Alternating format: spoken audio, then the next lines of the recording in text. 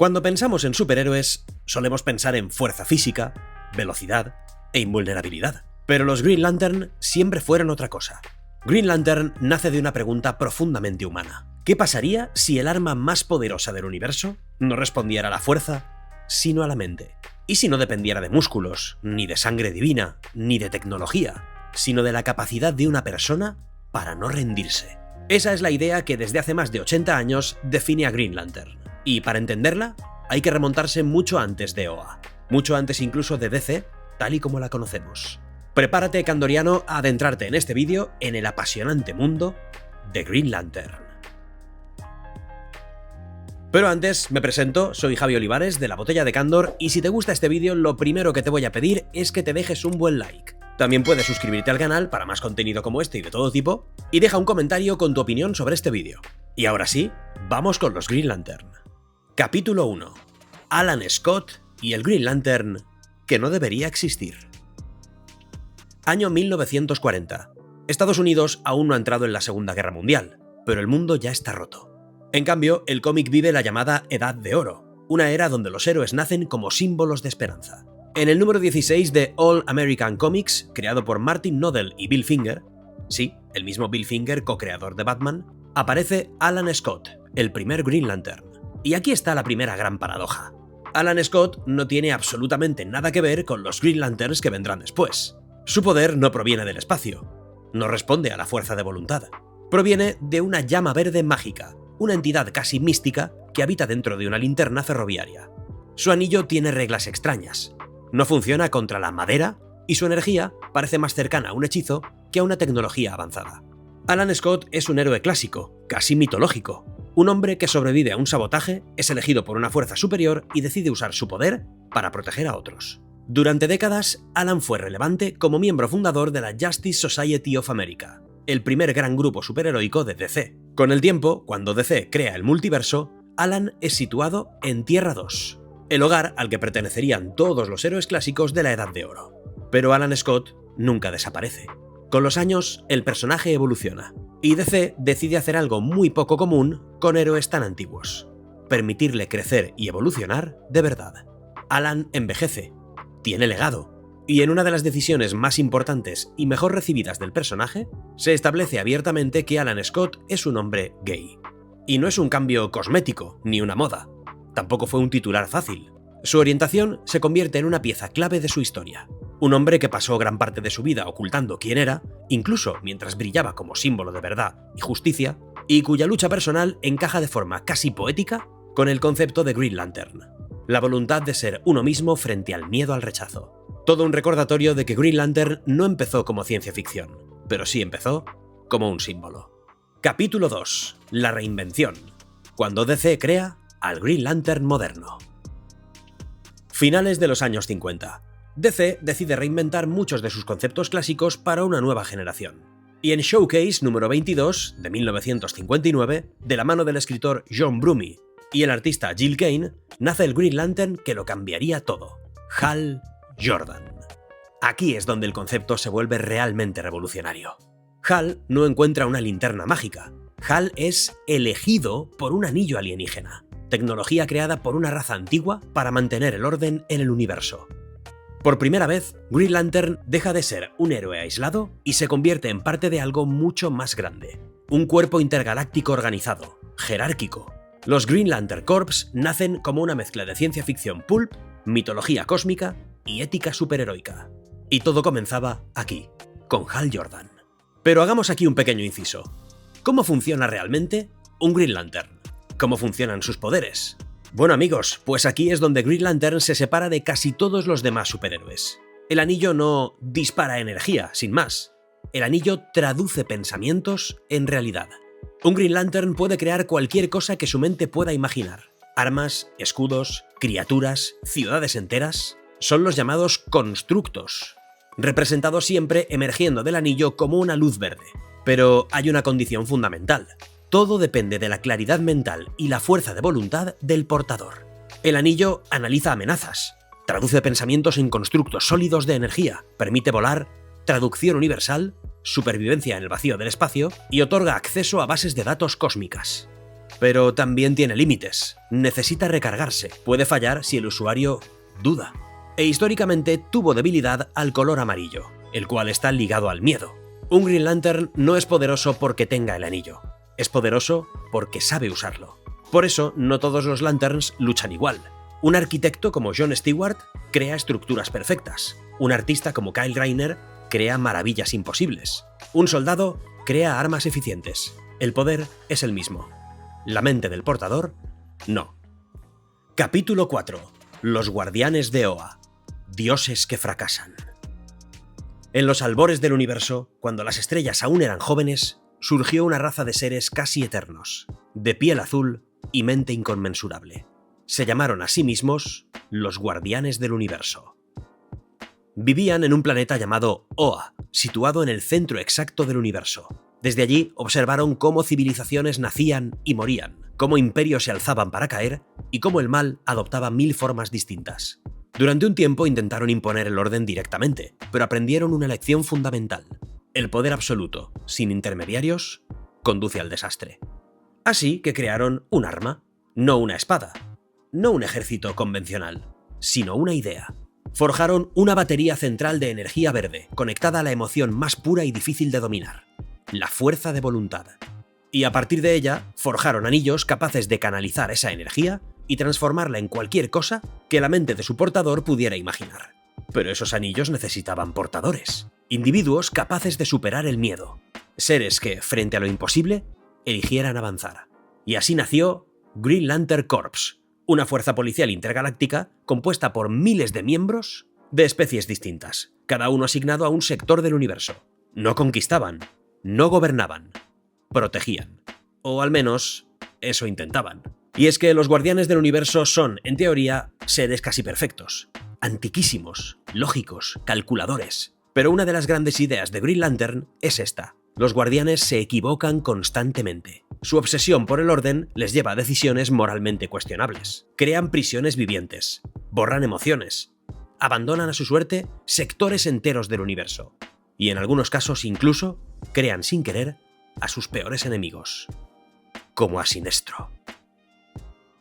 Capítulo 5. Sinestro, el hombre que entendió mejor la luz verde.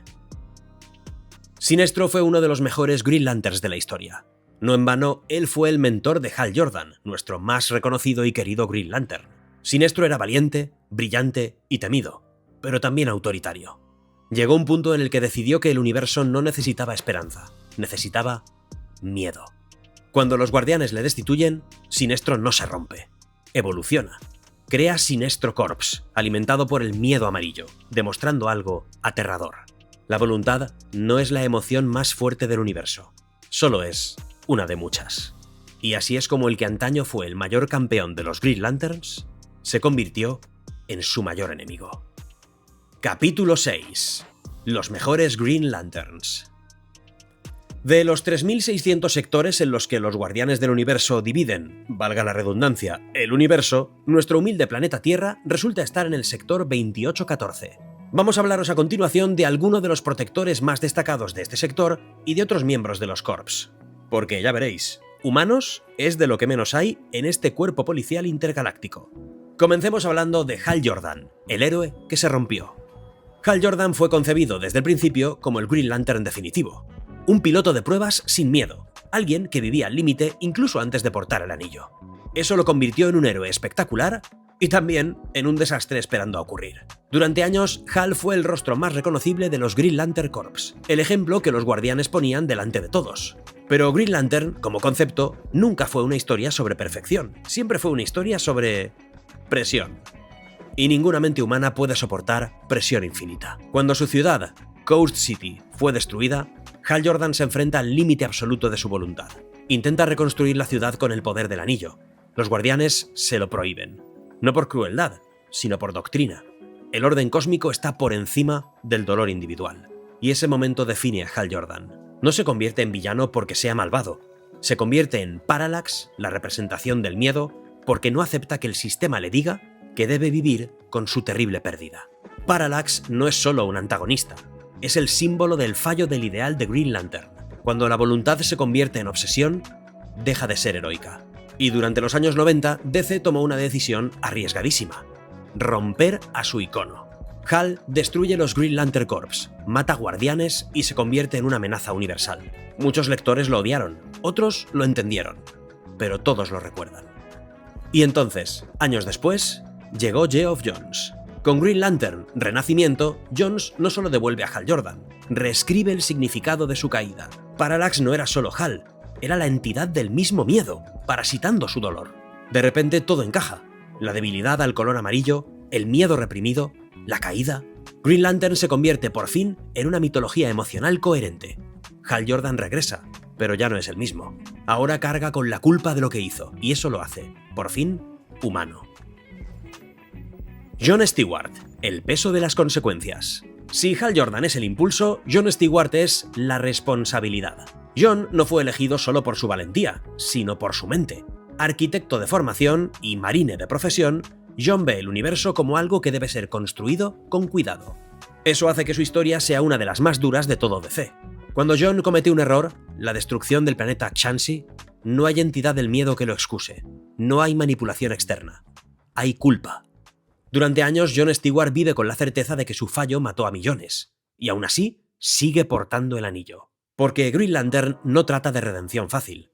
Trata de seguir adelante incluso cuando no te perdonas a ti mismo. Por eso John se convierte en uno de los Lanterns más respetados del Corp. No por carisma, sino por disciplina moral. En animación, especialmente en Justice League y en Justice League Unlimited, John Stewart se convierte para toda una generación en el Green Lantern. El soldado tranquilo, el líder silencioso, el hombre que no levanta la voz porque no lo necesita. Guy Gardner, el Lantern que nadie quería. Y de un extremo a otro, amigos. Guy Gardner es, a primera vista, el Lantern menos heroico. Es grosero, mal hablado, impulsivo, violento, un provocador profesional. Vamos, lo que diríamos, un capullo. Pero Guy existe por una razón narrativa muy clara: demostrar que incluso alguien profundamente imperfecto puede ser digno del anillo. Guy no es valiente porque no tenga miedo. Es valiente porque vive enfadado con el mundo y aún así decide protegerlo. Ha portado distintos anillos, ha liderado equipos, ha sido humillado, golpeado, expulsado y siempre vuelve. Guy Gardner es la prueba de que la voluntad no siempre es noble. A veces es pura cabezonería. Y oye, eso también cuenta. Kyle Rayner, cuando la imaginación salvó al universo. Cuando Hal cae y el Corps desaparece, solo queda un anillo. Y este cae en manos de alguien que jamás debería haber sido Green Lantern. Kyle Rayner no es soldado, ni piloto, ni estratega. Es dibujante, es un artista. Y eso lo cambia todo. Kyle redefine visualmente y conceptualmente a Green Lantern. Sus constructos ya no son simples armas, son expresiones artísticas, símbolos, abstracciones. Su imaginación compensa su inseguridad. Durante años, Kyle carga con el peso de ser el último Green Lantern. No tiene respaldo, no tiene un corps, solo voluntad y creatividad. Y con el tiempo, Kyle se convierte en algo único. El único ser capaz de dominar todo el espectro emocional. Kyle Rayner es la demostración de que la luz no es solo disciplina, también es sensibilidad. Y esta lista podría ser eterna, pero también debemos hablar de personajes como Simon Bath o Jessica Cruz, Lanterns modernos que aportan representación y diversidad en el Corps. Simon es un chico libanés-americano promedio de Deadborn, Detroit, de familia musulmana. Jessica es la primera mujer elegida por el anillo y además es latina. Y otros como Kilowog, el rudo sargento instructor de los Lanterns novatos, Bzd, una especie de avispa Lantern, también Tomar Re, uno de los Lanterns más sabios, cuya muerte, por cierto, se convirtió en símbolo del sacrificio absoluto. Chip, la ardilla Green Lantern, o Mogo, un planeta viviente que también es un Lantern. Son solo ejemplos de que desde luego no se puede decir que en el cuerpo de los Lanterns no exista representación de todas las razas espaciales, culturas y religiones. ¿No os parece? Capítulo 7. El espectro emocional. Cuando el universo se llena de color. El gran golpe maestro de Geoff Johns fue entender algo fundamental. Las emociones son universales. Y la voluntad no podía ser la única. Así se revela el espectro emocional, y con él los distintos corps. Los Red Lanterns, liderados por Atrocitus, son la ira hecha carne. No crean constructos complejos. Vomitan sangre ardiente.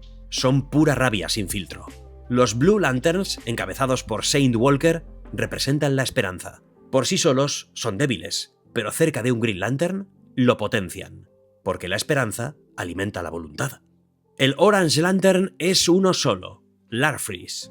Es la avaricia absoluta. Posee un ejército de constructos hechos de aquello que ha matado. Las Star Sapphires canalizan el amor, pero no un amor romántico idealizado, un amor posesivo, obsesivo y a veces destructivo. Y la Indigo Tribe representa la compasión, pero impuesta. Muchos de sus miembros son criminales a los que se les obliga a sentir empatía. Pero la ausencia de colores también es un color, así que tenemos que hablar de la oscuridad. Capítulo 8. La noche más oscura. Blackest Night, o La Noche Más Oscura, no es solo un evento, es una tesis. Los Black Lanterns, liderados por Mano Negra, usan la muerte como arma. Resucitan a los caídos para demostrar que sin emociones, la vida no tiene significado. La respuesta no es el color verde, es el blanco, la luz de la vida. Porque cuando todos los colores se unen, Green Lantern deja de ser una serie sobre policías espaciales. Se convierte en una historia sobre qué significa estar vivo. Capítulo 9. Green Lantern en el cine. En 2011 llegó el intento más ambicioso y fallido de llevar Green Lantern al gran público. Ryan Reynolds protagonizó Green Lantern, una película de la que se sigue burlando hoy en día, incluso en sus películas como Deadpool. Y es que es fácil burlarse de esta película, y durante años Reynolds lo lleva haciendo, pero reducirla a un chiste sería injusto. La película intentó algo extremadamente difícil, explicar en 2 horas un universo que en los cómics tardó décadas en construirse. Introdujo OA, por cierto, visualmente impecable. Los Guardianes, el Corps, Sinestro, Parallax, todo de golpe. El resultado fue una sobrecarga de conceptos mal desarrollados. El mayor error no fue el CGI ni el tono, fue que Green Lantern necesitaba tiempo, misterio, épica progresiva. La película quiso correr antes de caminar, y aún así dejó algo claro. El potencial estaba ahí. Y si me lo preguntáis a mí, es una película disfrutona. Nunca entenderé las terribles y feroces críticas que esta película cosecha a cualquiera que le preguntes. Obviamente Ryan Reynolds prácticamente se interpretaba a sí mismo en cada escena, igual que sigue haciendo hoy en día con Deadpool. Pero el aspecto visual, la historia, algunos momentos de acción, hacen que la película tenga algo. ¿Qué? No lo sé, pero algo. Capítulo 10. Animación, televisión y videojuegos. Y sí, el futuro de Green Lantern en el cine y la televisión. Donde Green Lantern realmente ha brillado fuera del cómic ha sido en la animación. Green Lantern The Animated Series es, sin exagerar, una de las mejores adaptaciones de DC jamás hechas. Entiende el tono, el espacio, el sentido de aventura y el drama emocional. Amplía el universo sin traicionarlo. En Justice League y Justice League Unlimited, John Stewart se convierte en un referente cultural. Para millones de personas, él es Green Lantern, no Hal, no Kyle, John. En videojuegos, los Lanterns han aparecido en títulos como Injustice, DC Universe Online y múltiples juegos de Lego. Aunque nunca han tenido el juego propio y definitivo que merecen, su presencia siempre refuerza la escala cósmica del universo DC. Green Lantern funciona especialmente bien en medios donde el espectáculo visual puede acompañar a la imaginación, porque Green Lantern es, ante todo, espectáculo mental. Y en cuanto al futuro, la serie Lanterns, dentro del DCU de James Gunn, no es casual. Gunn entiende algo fundamental. Green Lantern no debe empezar con explosiones, sino con preguntas. El enfoque anunciado, y polémico, es una investigación en la Tierra, con Hal Jordan y John Stewart tratando de resolver un crimen. Y es inteligente, porque permite introducir el mito poco a poco, desde lo humano hacia lo cósmico. No será solo una historia de superhéroes, sino una historia de autoridad, responsabilidad y verdad. Si este tono tipo True Detective conectará con el público, aún está por ver. Pero lo que está claro es que Lanterns es uno de los productos más esperados y, para qué negarlo, también más temidos por todos los fans para el próximo año 2026. Pero por encima de todo, debería de ser una pieza central de este nuevo universo DC de James Gunn. Y concluyendo, candorianos, Green Lantern no es una historia sobre ganar, es una historia sobre no rendirse jamás. Es la historia de personas imperfectas a las que se les da un poder casi absoluto y aún así fallan. Es una mitología donde el miedo no se elimina, se combate, donde la esperanza no es ingenua, es necesaria, donde la vida solo tiene sentido si se siente, incluso cuando duele. Por eso, cuando un Green Lantern levanta el puño y recita el juramento, no está activando un arma, está haciendo una promesa. Y mientras alguien, en algún rincón del universo, sea capaz de cumplirla, esa luz nunca se apagará. En el día más brillante. En la noche más oscura, ningún mal podrá escapar de mi vigía. Que aquellos que adoran el poder del mal teman mi poder. La luz de Green Lantern.